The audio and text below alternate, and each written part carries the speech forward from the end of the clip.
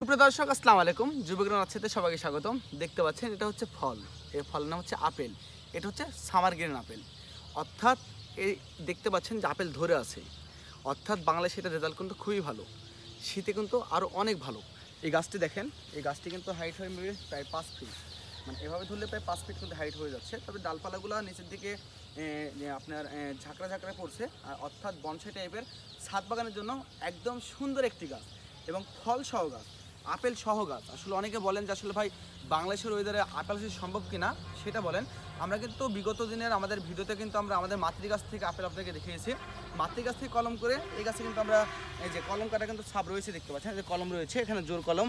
পাশাপাশি আমাদের মিডিয়াম কলমের গাছগুলো কিন্তু আমরা এখানে বসিয়েছি। আমাদের যেগুলো একদম কলম কাটে সেই গাছগুলো বসিয়েছি। প্রত্যেকটা গাছে কিন্তু আল্লাহর রহমতে ঝাঁকড়া ঝাঁকড়া এবং ফল সহ কিন্তু আমাদের কাছে গাছ রয়েছে।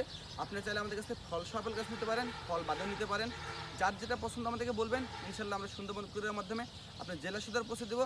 তো যারা এগুলো গাছ নিতে ইচ্ছুক এবং আসলে আমাদের কাছ থেকে যখন গাছ নেবেন অবশ্যই ভাববেন আমাদের যুব এগ্রো টিম দীর্ঘ 7 বছর ধরে আপনাদের কাছে সঠিক জাতে সঠিক মানের গাছগুলো দিয়ে আসতেছে। ইনশাল্লাহ আল্লাহর রহমতে যতদিন আমরা আছি ইনশাল্লাহ আপনাদেরকে সঠিক জাতে সঠিক মানের গাছগুলো আমরা দেবো।